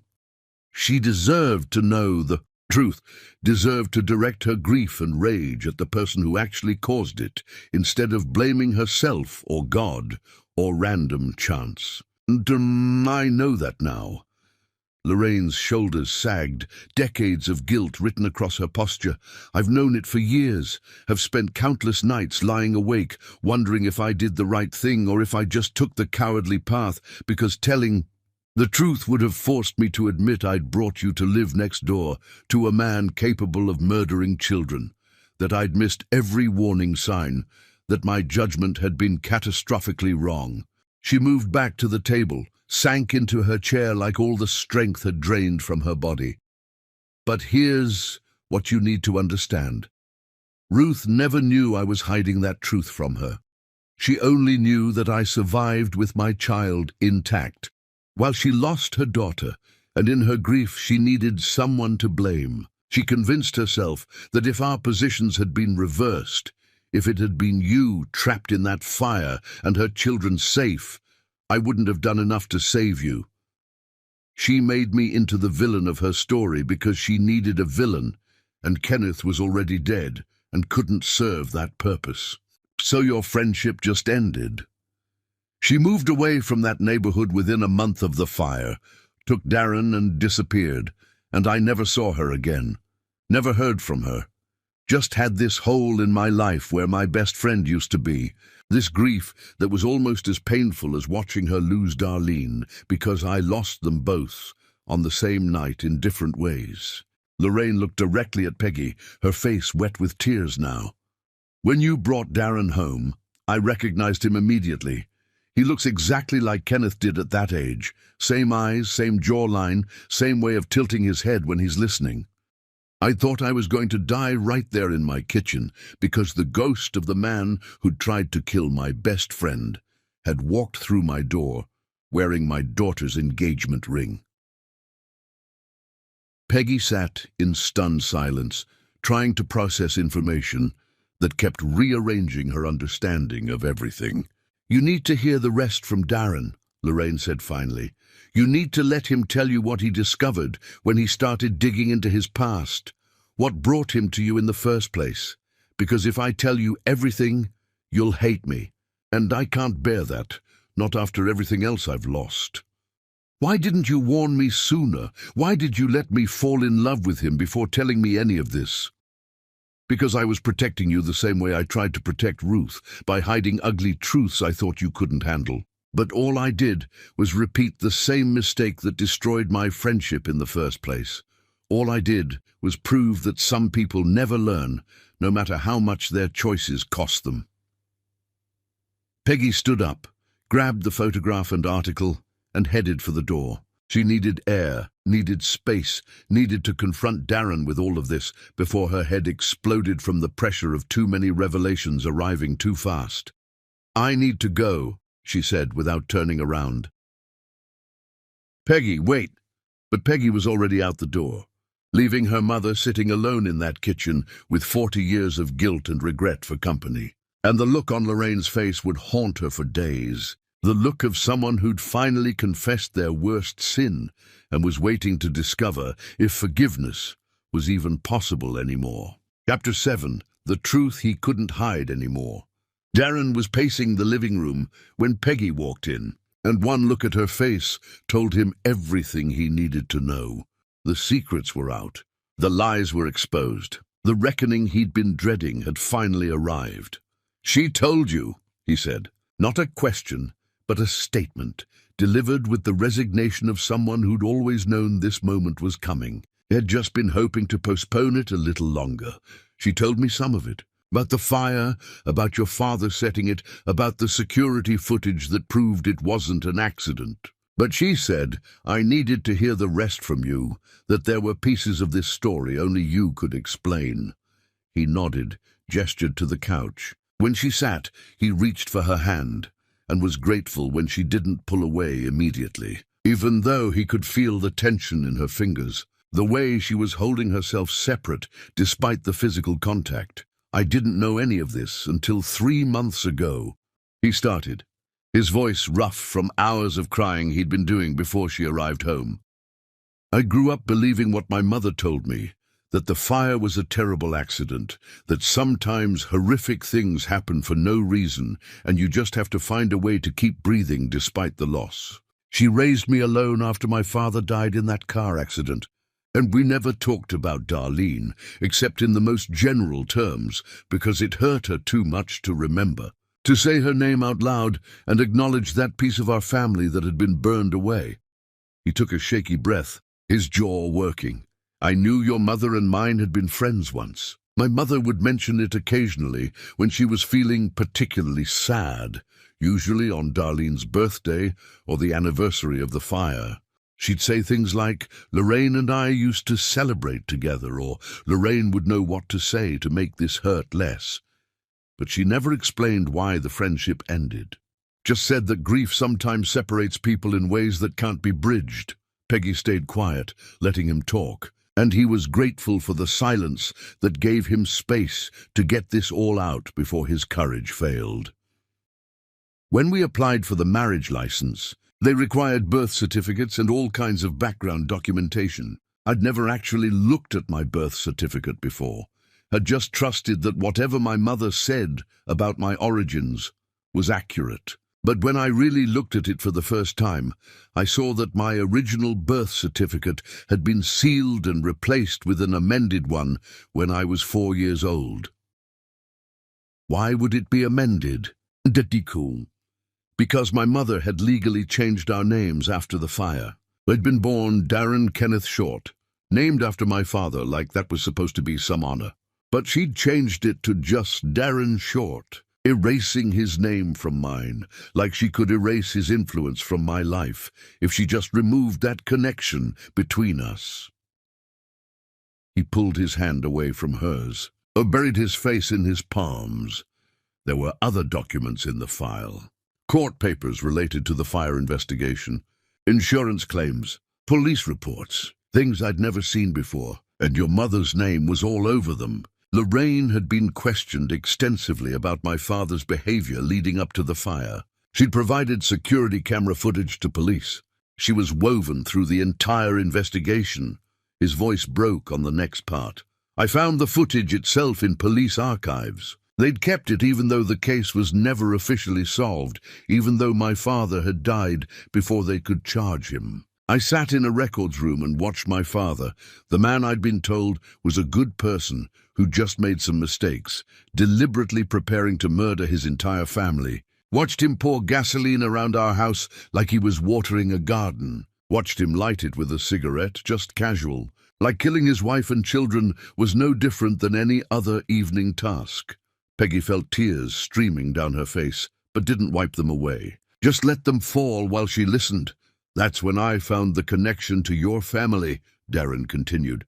Found records showing that Lorraine had been the one to provide that security footage to police. Her name was in witness statements, in investigation notes, in documents about the aftermath. And when I saw her name, when I realized that your mother was the Lorraine my mother used to mention with such complicated grief in her voice, something inside me just shattered completely. Why didn't you tell me? Why did you keep seeing me when you knew our families were connected by tragedy? Because by the time I figured it all out, I was already in love with you. He looked up at her, his face wet and raw. I'd met you before I knew any of this. Had fallen for you based on who you were as a person, not on whatever complicated history connected our mothers. You were just Peggy, this incredible woman who made me laugh, who listened when I talked, who made me feel like maybe I deserved something good, despite all the ways I'd failed, all the guilt I carried about surviving when Darlene didn't. But you lied about your mother being alive. You told me she was dead. I told myself I was protecting you from complications you didn't need to deal with, he said, shame coloring every word. But really, I was protecting myself from having to explain why I couldn't introduce you to her, why bringing you into her life would mean revealing connections that would hurt everyone involved. My mother had spent decades blaming Lorraine for not doing enough to save Darlene, for surviving when her daughter didn't. I couldn't figure out how to bridge that gap. So I just pretended it didn't exist. He stood up, crossed to where she sat, knelt in front of her so they were eye level. I went to see my mother to tell her about you, to explain that I'd fallen in love with Lorraine's daughter and needed to know if there was any way past the history dividing them. That's where I was the morning you followed me, though I didn't know you were there until you confronted me with the photograph. My mother told me everything that day.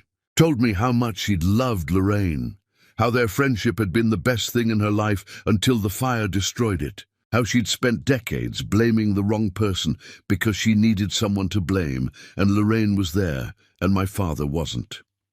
Does she know now? About the security footage, about your father setting the fire deliberately. He nodded miserably. I showed her everything I'd found. Watched her heart break all over again when she realized the man she'd mourned for decades, the man she'd defended against her own suspicions, had been a monster who'd tried to kill her and succeeded in killing our daughter. She said part of her wished she'd never known, that ignorance had been kinder than this truth. But another part of her felt relief because finally, after all these years, her grief had a proper target. She could be angry at my father instead of at God or fate or herself.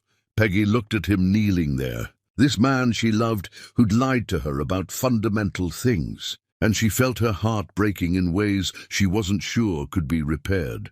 "I don't know if we can survive this," she said, her voice cracking. "I love you, but I don't know if love is enough when it comes wrapped in this much pain, this much complicated history, this many lies that were told for what everyone thought were good reasons, but ended up just making everything worse."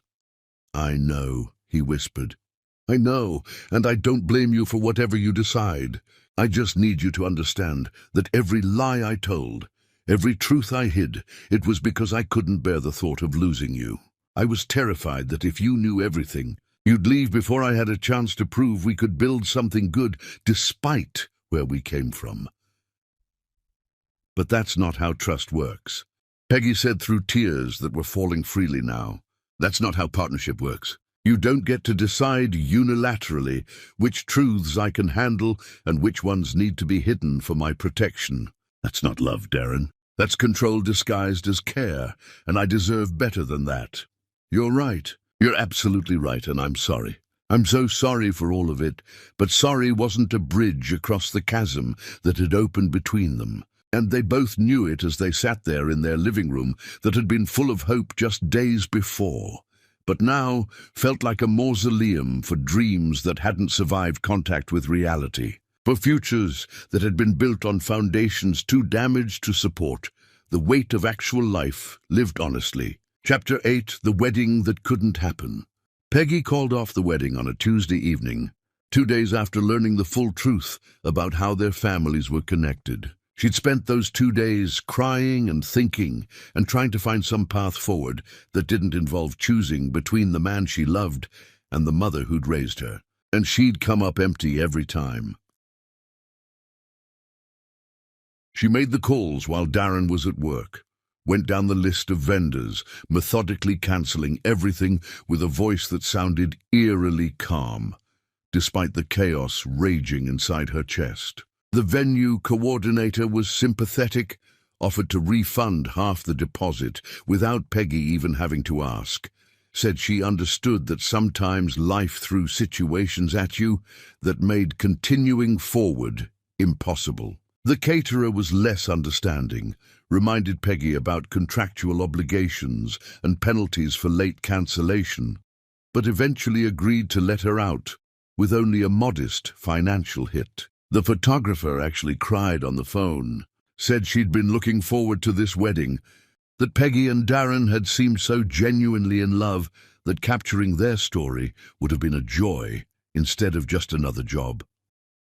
By the time Darren came home from work, Peggy had already packed most of her belongings into boxes that sat stacked by the door, like a barricade against the future they'd been planning together. She was sitting on the couch, staring at nothing, when he walked in and saw the boxes and understood immediately what they meant without her having to say a word. His face crumpled like someone had punched him in the chest. "Peggy, please," she held up a hand to stop him, needing to get through this without his arguments breaking down her resolve. "I can't do this. I can't marry you knowing that our mothers are connected by tragedy that's never been properly addressed, never been dealt with in any real way. I can't stand up in front of people and promise to love you forever when your father tried to kill your family, including my mother's best friend. When your sister died because of deliberate evil instead of random accident. When everything about our families is soaked in blood and secrets and lies that were told with good intentions but caused damage that's lasted for decades. We're not our families," he argued desperately, his voice rising with panic. "We're not responsible for what happened before we were even conscious enough to form opinions about it. We can build something new that isn't defined by their history. How?" The word came out sharp, cutting. "How do we build something new when the foundations are this poisoned? When your mother blamed mine for years for not saving Darlene, and even though she knows now that wasn't fair, that hurt doesn't just disappear like it never existed. When my mother hid the truth from yours about your father being a murderer, and that betrayal doesn't just evaporate because intentions were good. How do we stand up in front of people and promise forever when our families can't even be in the same room without decades of grief filling up all the space between them. He sank onto the couch beside her, his body collapsing inward like someone had cut the strings holding him upright. "So you're just giving up? Just walking away from everything we built together because it turns out loving me is more complicated than you thought it would be? That's not fair and you know it. I'm not giving up. I'm facing reality. I'm acknowledging that sometimes love isn't enough when it comes packaged with this much pain. When building a life together means forcing our mothers to interact and pretend they're fine when they're clearly not. When every family gathering would be weighted with the ghost of your sister who died because your father wanted to erase you all and start fresh with a different woman." She reached out and took his hand, held it gently despite knowing this might be one of the last times she touched him like this. "I do love you. I need you to know that. This isn't about not loving you enough or not wanting to try hard enough. It's about recognizing that some obstacles are too big to overcome with just love and good intentions. It's about accepting that sometimes the right thing to do is walk away, even when walking away feels like dying." He pulled his hand away from hers, stood up and paced to the window, his back to her, his shoulders shaking with sobs he was trying and failing to suppress. "I lost my sister when I was 3 years old," he said, his voice thick with tears and decades of accumulated grief. "I've spent my entire life carrying the guilt of surviving when she didn't, of being the one my mother saved, even though we both deserved saving equally. And when I found you, when I fell in love with you, it felt like maybe I'd finally been given something good to balance out all that loss. Like maybe the universe was saying I deserved happiness, despite everything I'd failed to do, everything I couldn't save. And now you're telling me I was wrong, that I don't get to have this, that loving you was just another way the universe was setting me up to lose something precious." "Don't do that," Peggy said firmly, standing up and going to him, putting her hand on his back even though he flinched away from her touch. "Don't make this about you being cursed or undeserving. This isn't cosmic punishment. This is just reality being more complicated than we wanted it to be. History being more present than we wished it could be. Family connections being more binding than we'd prefer them to be. Then what do we do?" He turned to face her, his face wet and blotchy from crying. "How do we fix this? Because I can't lose you, Peggy. I can't survive losing you, too." "I don't think there is a fix," she answered honestly, feeling her own tears start again, even though she'd thought she'd cried herself empty over the past 2 days. "I think we just have to accept that we found each other at the wrong time. Or maybe we're the wrong people despite feeling so right. Or maybe loving each other was never supposed to be enough to overcome everything that came before us." She moved to the boxes by the door, picked up her car keys from where they sat on top of the stack. "I'm going to stay with my mother for a while. We both need space to figure out what comes next. And I can't think clearly when I'm living in the middle of what we were trying to build. Peggy, please don't go. Please stay, and let's work through this together." But she'd already made her decision, had already accepted that staying would just prolong the inevitable, would give false hope where none should exist. "I'm sorry," she said, and then she walked out of their apartment, leaving him standing in the wreckage of their shared future. She drove to her mother's house, with tears streaming down her face so heavily she could barely see the road, her hands gripping the steering wheel until her knuckles went white. Lorraine was waiting on the porch when she arrived, had somehow known she was coming, even though Peggy hadn't called ahead. She helped carry boxes inside without asking questions, made tea neither of them would drink, just sat with Peggy on the couch and held her while she sobbed until no more tears would come. "I'm sorry, baby," Lorraine whispered into her daughter's hair. "I'm so sorry my choices helped create this situation, that my mistakes are costing you happiness you deserve. But there was nothing to say that would make it better, no words that could transform this tragedy into something more bearable." The wedding dress stayed in its bag with tags still attached. a monument to futures that wouldn't happen. The invitations went into the trash unsent, their elegant calligraphy announcing celebrations that had been cancelled before they began. The venue sent a confirmation of cancellation that felt like a death certificate for something that had never quite been born, but had been real enough in their imaginations to grieve. And that night, Peggy lay awake in her childhood bedroom, staring at glow-in-the-dark stars she'd stuck to the ceiling years ago, wondering how she'd survive this loss, how she'd recover from loving someone she couldn't have, despite nothing being technically wrong with either of them individually, just with everything that surrounded them and connected them and made their love feel like standing in a minefield where any step in any direction risked detonation that would destroy everyone involved. Chapter 9. The Mother Who Finally Broke. 3 weeks after Peggy had moved back home, after 3 weeks of going through the motions of living while feeling like she was watching her life happen to someone else from a great distance, her phone rang at 2 in the morning with the call that shatters whatever fragile equilibrium you've managed to construct from the pieces of your broken world. Nurse from County General Hospital identified herself with the kind of careful calm that medical professionals use when delivering news that's going to alter someone's reality, and she said words that sent ice water through Peggy's veins. Heart attack. Ambulance, her mother, critical but stable. Come immediately.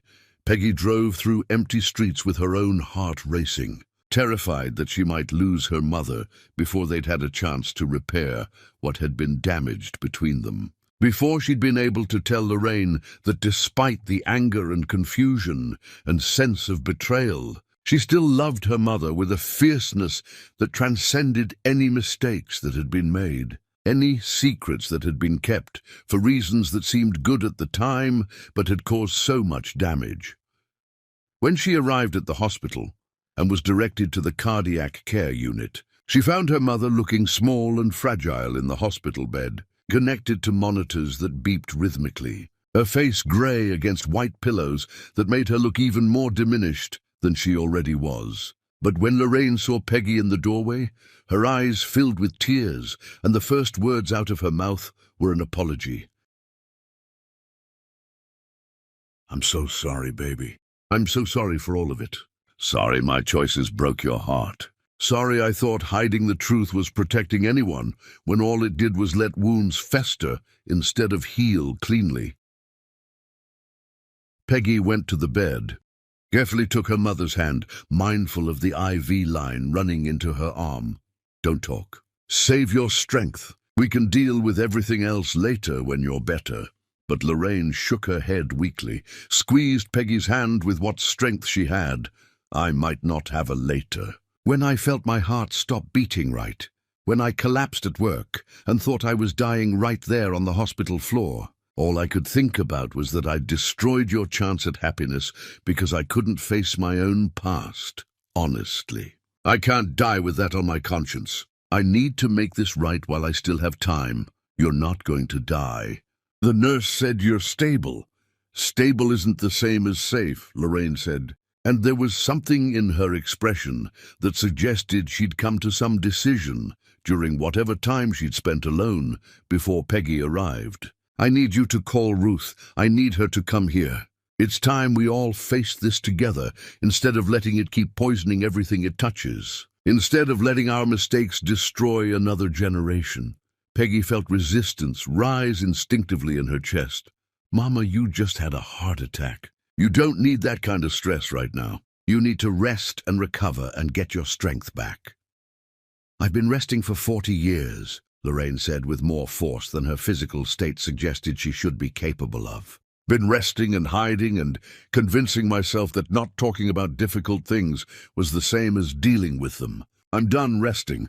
I'm done hiding. I need to face Ruth and tell her the truth, all of it, every piece I've been keeping locked away. And I need you and Darren there to hear it too, because this involves all of you, not just 2 old women who made mistakes when they were young and didn't know any better."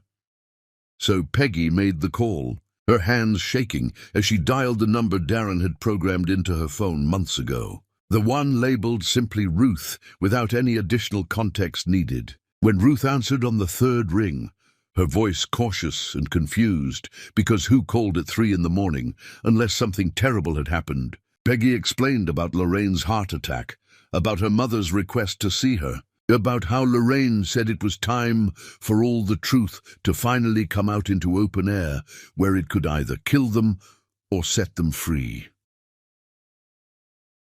There was a long silence on the other end of the line, long enough that Peggy thought maybe the call had dropped, and then Ruth said quietly, "Tell her I'll be there in 2 hours," and hung up without another word.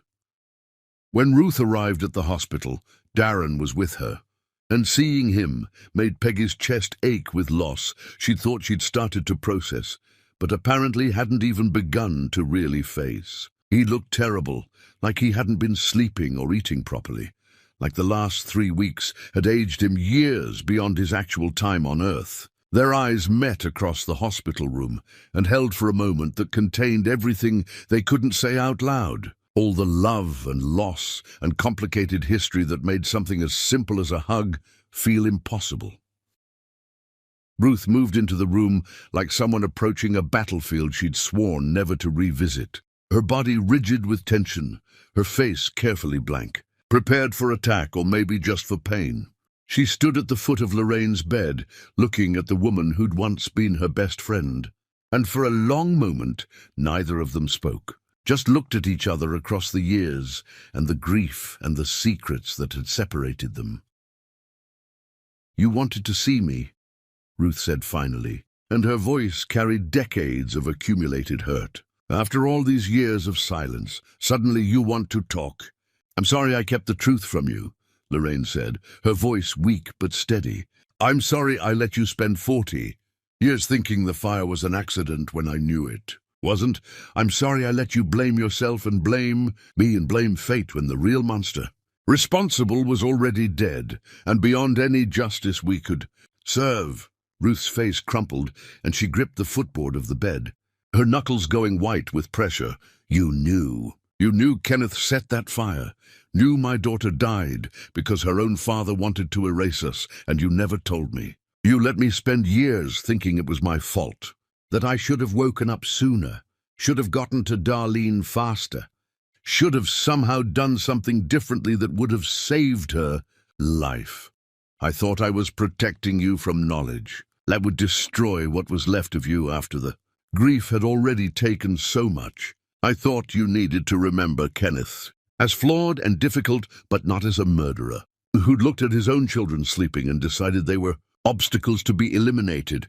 That wasn't your decision to make." Ruth's voice rose, tears streaming down her face now. "That was my truth to know, my rage to feel, my grief to direct where it belonged instead of at you or at God or at random chance that had nothing to do with what really happened. I know that now. I've known it for years, but I didn't know how to fix what I'd broken by keeping silent. And then when our children found each other, when Darren and Peggy fell in love, without knowing how their histories were tangled together, I saw it as a sign that maybe we were being given a second chance, that maybe love could overcome what grief had destroyed."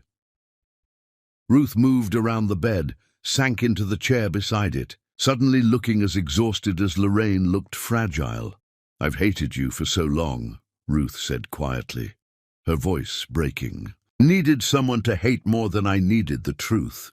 Blamed you for not doing enough, for surviving when my daughter didn't, for having Peggy whole and healthy while my Darlene was just ash and memory. And the terrible thing is, part of me knew even then that I was being unfair, that you'd done everything you could, that no one could have saved her once Kenneth had locked those doors from the outside. But acknowledging that would have meant facing how completely I'd failed to see what kind of man I'd married, what kind of danger I'd been living with every single day. And I wasn't strong enough to carry that knowledge on top of everything else I'd already lost." The two women looked at each other then, really looked at each other for the first time in decades, and Peggy watched recognition pass between them. Some shared understanding of how grief could twist you into shapes you didn't recognize. could make you hurt the people who loved you, because hurting them felt better than sitting alone with your own unbearable pain. "I've missed you," Lorraine whispered, fresh tears spilling down her cheeks. "Every single day for 40 years, I've missed having you in my life. You were my best friend, my sister, in all the ways that mattered more than blood. And losing you hurt almost as much as watching you lose Darlene, because I lost you both on the same terrible night." "I've missed you too," Ruth admitted, reaching out to take Lorraine's hand in both of hers. "Missed you so much, it became part of the landscape of my grief. Just another thing that night stole from me that I'd never get back."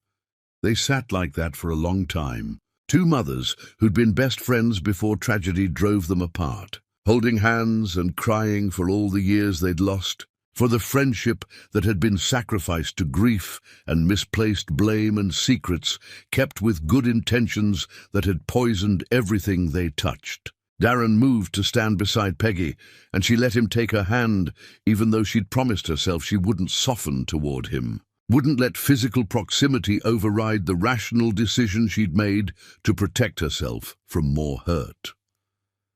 "Our children found each other," Ruth said eventually, looking up at where Darren and Peggy stood together. In a world full of millions of people, they somehow found each other and fell in love without knowing they were connected by our shared history. That can't be coincidence. That has to mean something. "Maybe it means we're being given a chance to fix what we broke," Lorraine answered. "Maybe it means love is stronger than the worst things we've done to each other, stronger than the secrets we kept and the blame we misplaced, and all the ways we failed each other when we should have been holding each other up through the worst grief either of us would ever experience." Over the months that followed, as Lorraine recovered and learned to live with the fragility that comes with knowing your body had failed you once and might fail you again, Ruth became a constant presence in ways that felt both natural and miraculous. The two women talked through everything that had happened, every decision they'd made, every moment they'd misunderstood each other or assigned blame that didn't belong where they'd placed it. And brick by brick, conversation by conversation, they rebuilt the foundation of trust that had been demolished and needed careful reconstruction if anything was going to be built on top of it that could survive. Chapter 10. The truth that finally set them free. The healing between Ruth and Lorraine happened in accumulated hours of sitting together, talking through truths that had been buried for decades. They met weekly, sometimes at Lorraine's house, and sometimes making the drive to Ruth's small town, creating new rituals that honored what they'd been while acknowledging who they'd become. They cooked meals together, their hands moving in rhythms they'd never forgotten, despite the years apart. They went through old photographs, piecing together the story of their friendship and their children's brief overlapping existence, creating a narrative that held both joy and tragedy without letting either cancel the other out. Darren started showing up when Ruth visited, his presence initially uncomfortable but gradually becoming natural. He'd help with repairs Lorraine needed around the house, would sit with them during meals without dominating conversations, would exist in Peggy's space without demanding anything except the chance to prove he could respect whatever boundaries she needed to maintain. They'd have careful conversations about small things, would sometimes slip into deeper discussions about what they'd learned during their separation, would occasionally lock eyes across rooms and feel the pull of what they'd lost. One evening, after Ruth and Lorraine had been trading stories about grandchildren they hoped to someday have, Darren found Peggy in the kitchen and asked quietly if they could talk privately. She followed him into the backyard where spring flowers were blooming and the air smelled like possibility. "Our mothers have forgiven each other," he said, hands in his pockets. "They've done the work we thought was impossible. They've chosen love over grief, forgiveness over blame. I'm wondering if maybe we could do the same. Not rushing back into what we had, but slowly learning how to love each other with all the truth visible." Peggy looked at him in the fading light. I'm scared that even though our mothers have healed, we'll always be standing on ground that's not quite solid. I'm scared too, but I'm more scared of spending my life wondering what we could have been if we'd been brave enough to try. She stepped closer, took his hand. If we try this again, complete honesty even when it hurts. No more secrets kept for anyone's protection. I promise, and this time that promise is built on foundations that have been tested. 6 months later, they gathered at the cemetery where Darlene's memorial stone stood under an old oak tree, surrounded by wildflowers that grew without anyone. Planting them, like the earth itself, wanted to honor this child who'd been taken too soon. Peggy wore a simple cream dress. Darren waited in a dark suit, his face peaceful in ways it had never been before, no longer weighted by guilt he'd carried since childhood. Ruth and Lorraine walked Peggy down the aisle together, hands clasped, tears streaming but smiling through them, because this moment proved that love could survive the worst things. The ceremony was small. The officiant spoke about love being not just a feeling, but a choice, about the strongest relationships being built by facing difficulty together.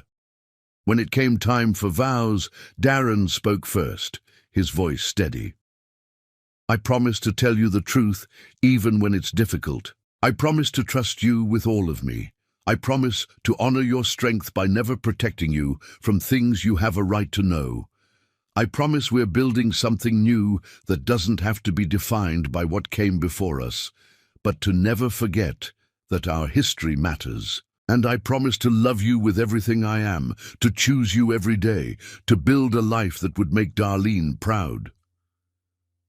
Peggy looked into his eyes. I promise to stand with you in truth. I promise to trust that you're strong enough to handle my honesty. I promise to honor the sister you lost by living fully, by refusing to let tragedy win. And I promise to love you not despite our complicated history, but including it, because all of it led us to this moment. When they kissed, their mothers held each other and cried. They walked to Darlene's memorial after the ceremony and placed white roses on the stone. Ruth knelt and touched it with trembling fingers, whispered words only she and her lost daughter could hear. Darren stood with his hand on his mother's shoulder, tears running freely. She would have loved you, Ruth said, looking up at Peggy. My Darlene would have loved you for making her brother happy. I wish I could have known her, Peggy answered, kneeling beside Ruth. I wish our children could grow up hearing stories about their aunt. Indeed, they will. I'll tell them everything. About how brave she was, how her laugh sounded like music. I'll make sure she's not just a tragedy, but a person they know and love.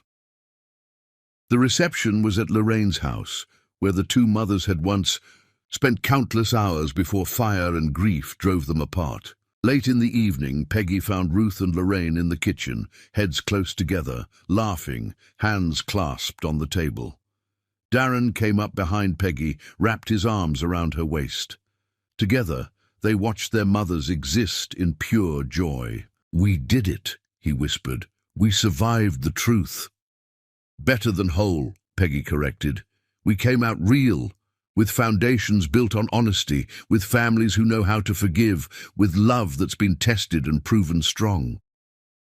As stars came out overhead, as their mothers continued laughing, it felt like the fire that had burned so much away had also cleared space for something new to grow, not forgetting what had been lost, because Darlene would always be missed, but learning to hold loss and joy simultaneously, to acknowledge that life contained both tragedy and beauty, that loving fully meant accepting risk, because the alternative was not living at all. They were family now, bound not just by vows, but by shared understanding of how much it cost to reach this moment. And as Peggy looked around at her mother, who'd owned her mistakes, at Ruth, who'd released blame, at Darren, who'd learned that surviving didn't make you guilty, she understood that this was what healing looked like. Not perfect, not without scars, but real and honest and built to last because it had been tested by the worst and had survived to reach the best. The end.